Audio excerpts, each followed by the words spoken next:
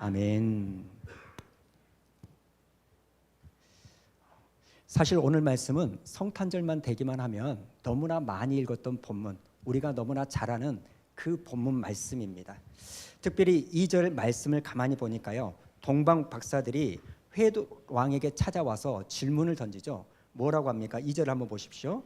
유대인의 왕으로 나시니가 어디 계시냐? 이렇게 동방 박사들이 묻고 나서 뭐하러 자기들이 왔다고 이야기합니까? 경배하러 우리가 왔다, 이렇게 이야기합니다. 그런데 3절을 가만히 보니까 이 말을 들은 헤롯과 온 성 예루살렘 사람들이 어떤 일이 일어나냐면 소동이 일어나는 겁니다.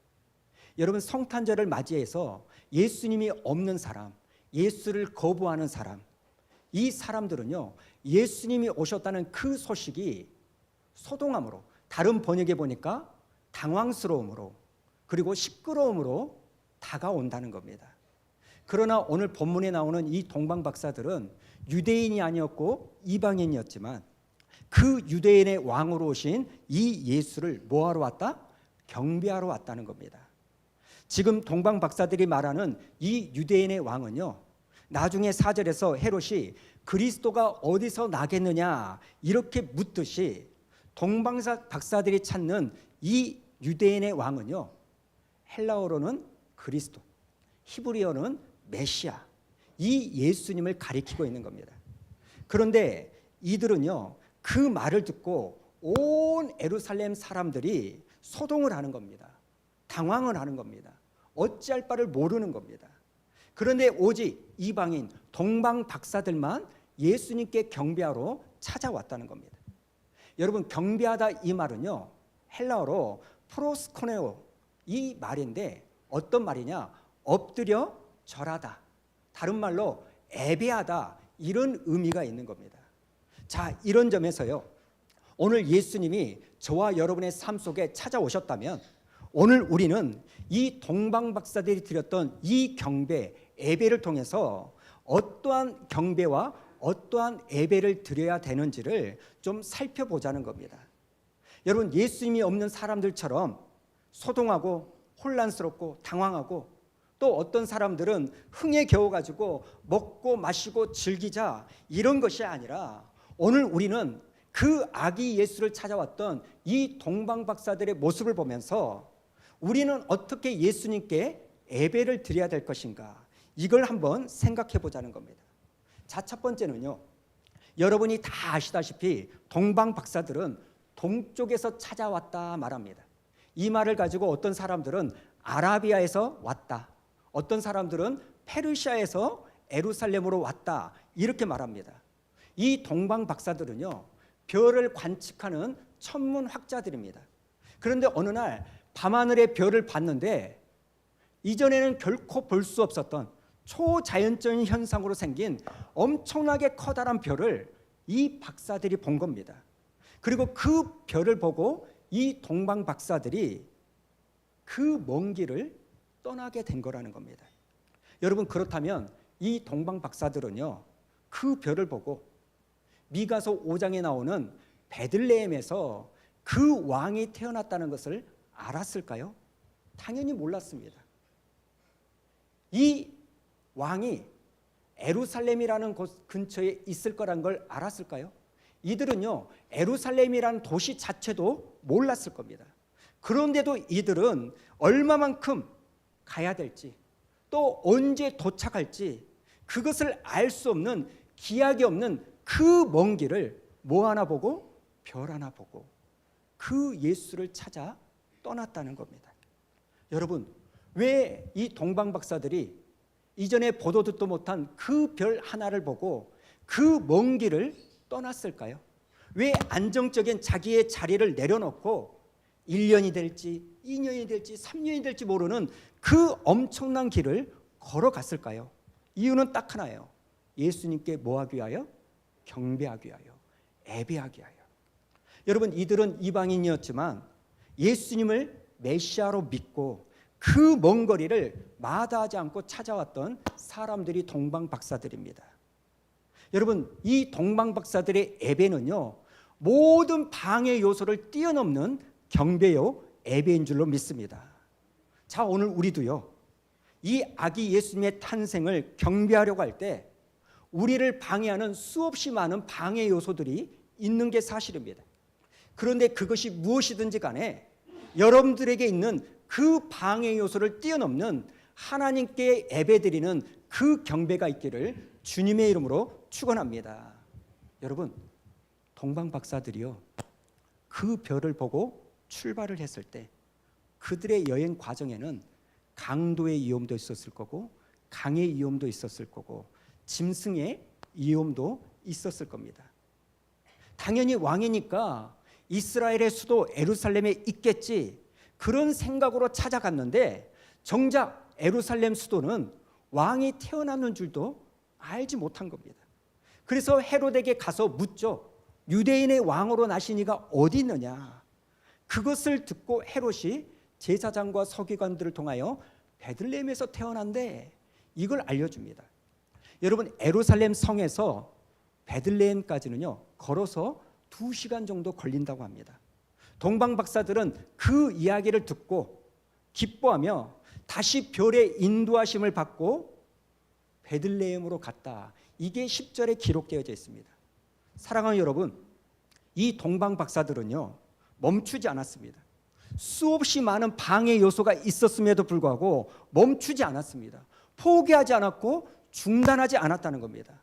오늘 우리가 하나님 앞에 예배를 드릴 때, 우리가 하나님 앞에 경배를 드린다고 할 때 바로 이와 같이 우리들에게도 수없이 많은 방해 요소가 있는 겁니다. 감정적으로 교회 오기 싫어요. 꼴 보기 싫은 사람이 있습니다. 마음에 들지 않는 것이 있을 수 있다는 겁니다. 오늘 여러분이 예배를 드리러 이 자리에 오면서도, 아니, 눈이 이렇게 많이 왔는데 뭐하러 꼭 가서 예배를 드려야 돼? 아니, 무슨 소리가 이렇게 너무나 어수선해? 무슨 성탄 예배가 이럴 수 있어? 뭐 여러분이 트집을 잡으려면, 꼬투리를 잡으려면 잡을 것이 수도 없이 많을 겁니다.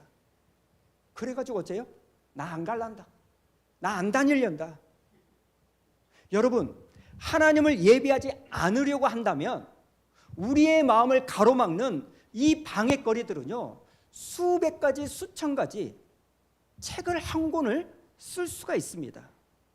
그런 방해거리들이 오늘 우리 앞에 있다는 겁니다.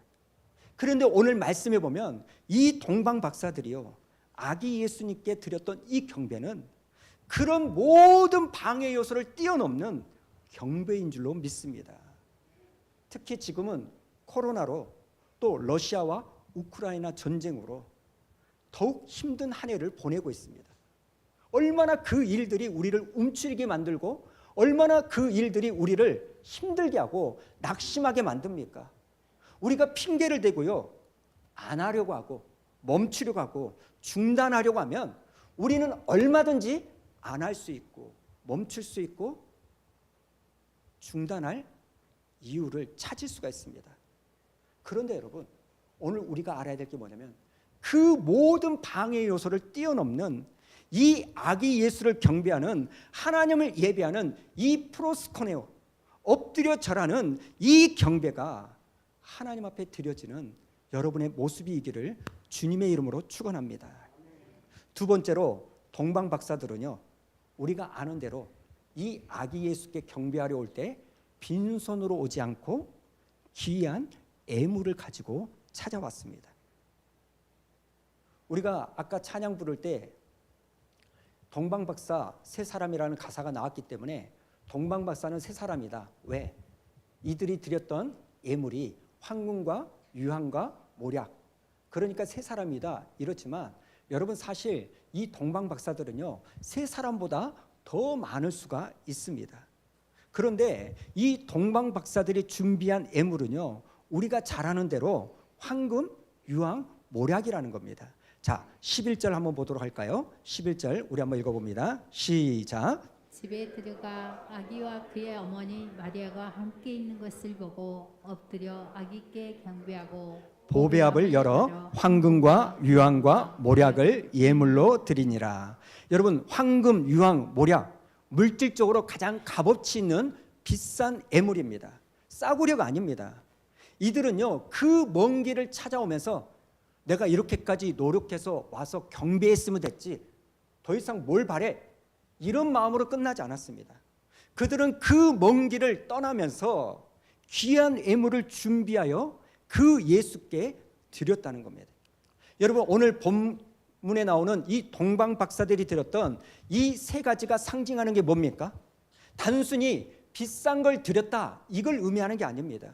황금과 유황과 모략, 이것은요, 예수님의 메시아 되심을, 예수님의 왕 되심을 인정하고 고백하는 예물이라는 겁니다. 우리가 잘 아는 대로요, 황금은요, 예수가 누구라는 거?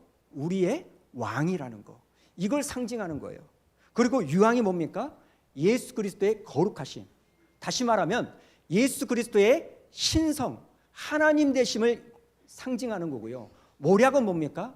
예수님이 훗날 나를 위하여 고난을 받으시고 십자가에 죽으실 것을 상징하는 예수님의 인성을 상징하는 예물입니다. 여러분, 오늘 우리가요, 예수님을 예배하고 그 예수님을 경배할 때 우리가 가장 비싸고 좋은 것도 물론 드려야 되겠지만, 그것보다 더 중요한 것은 우리가 무엇을 드리든지 간에 예수님의 예수님됨을 인정하면서 드리는 예물이 되어야 될 줄로 믿습니다. 마지막 세 번째, 동방 박사들이 드렸던 경배가 뭐냐? 바로 이런 경배입니다. 자, 12절을 한번 보도록 할까요? 12절 우리 한번 읽어봅니다. 시작.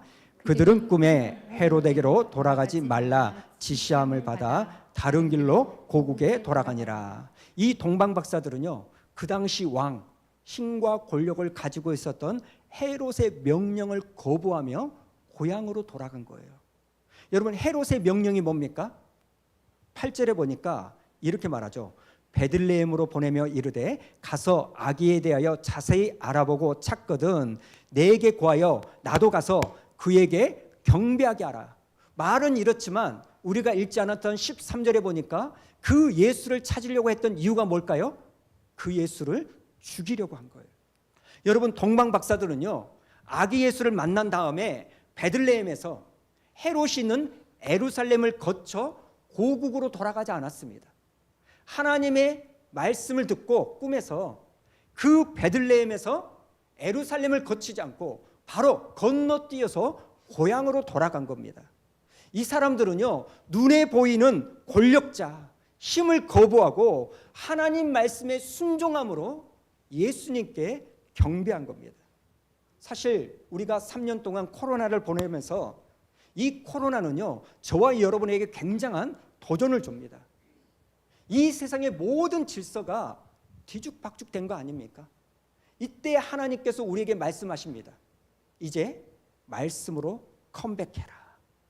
코로나를 통하여 하나님이 저와 여러분에게 주시는 말씀은요, 이제 세상 가운데 양다리를 거치지 말고 나에게로 돌아와라. 여러분, 고린도전서에 보면 하나님께서 말세에요, 저와 여러분의 믿음의 공력을 시험하신다고 합니다.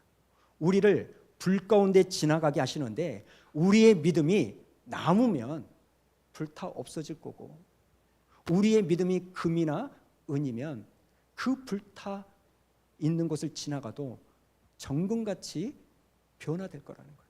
오늘 이 코로나 시국을 통하여 우리의 믿음의 실상이 드러나는 겁니다. 이럴 때 주님이 뭐라고 말하냐? 너희는 더 이상 헤롯을 따라 살지 말고 말씀을 따라 살아라.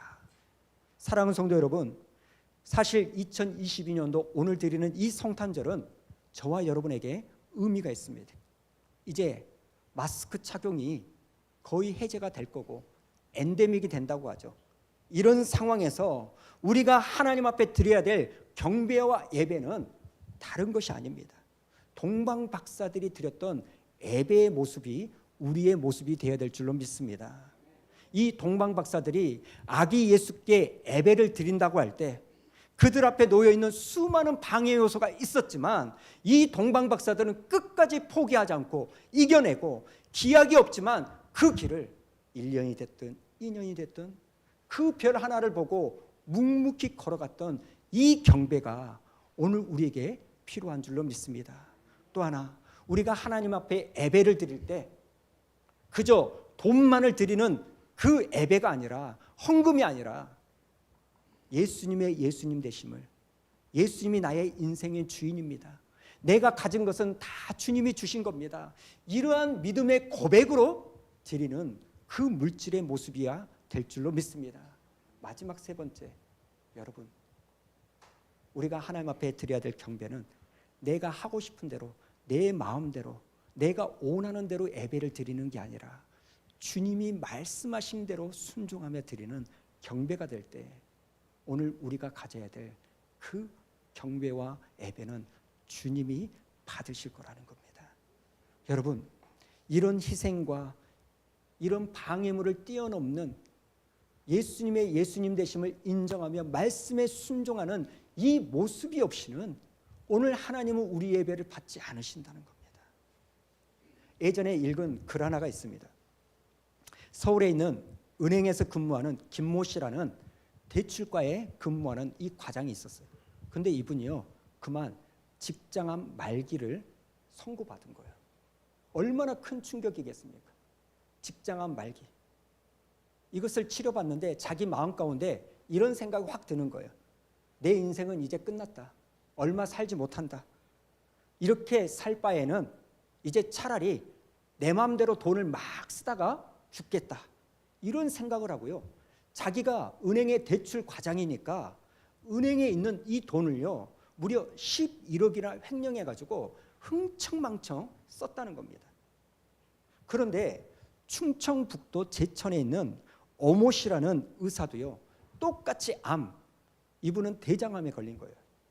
이분이 대장암에 걸렸는데 자기가 대장암에 걸렸다는 그 사실을 알고 나서 어떤 생각을 했냐면, 이제부터 나는 덤으로 사는 인생이다. 나는 덤으로 사는 인생이다. 그래서 이분이요 시골 벽지를 돌아다니면서 무료로 치료를 하기 시작했습니다. 그리고 어려운 나라 인도네시아, 탄자니아, 아프리카 이런 데를 돌아다니면서 덤으로 사는 인생, 내가 봉사하다 죽겠다, 이렇게 찾아다니다가 죽을 때도 됐는데 안 죽고 사는 겁니다. 근데 김 과장은요 이미 끝나버린 인생, 마음대로 돈 쓰다가 살겠다 그래가지고 횡령을 하다가요 이게 들켜가지고 감옥에 들어갑니다. 여러분, 똑같이 암에 걸렸어요. 똑같이 예수 그리스도가 이 땅에 태어났습니다. 그런데 어떤 사람은 그 예수를 보고 경배하는데 어떤 사람은요 예수의 소식을 듣고 당황해합니다. 소란합니다. 소동한다는 겁니다. 오늘 우리가 드려야 될 이 경배, 동방박사를 통하여 우리가 어떤 경배를 드려야 될까요? 하나님께서는 분명하게 말씀하시는 거예요. 우리 앞에 어떤 방해 요소가 있더라도 그것을 뛰어넘는 예배를 드려라.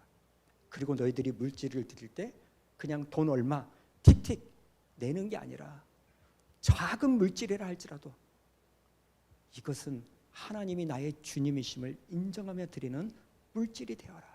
세 번째, 예배를 드릴 때 내 감정대로, 내 스타일대로, 내 생각대로 드리는 게 아니라 말씀에 순종하며 살아가는 경배를 드려라. 우리가 이 세 가지를 잃지 않고 나아갈 때 하나님은 우리의 예배를 받아 주실 줄로 믿습니다. 우리 시간 이 찬양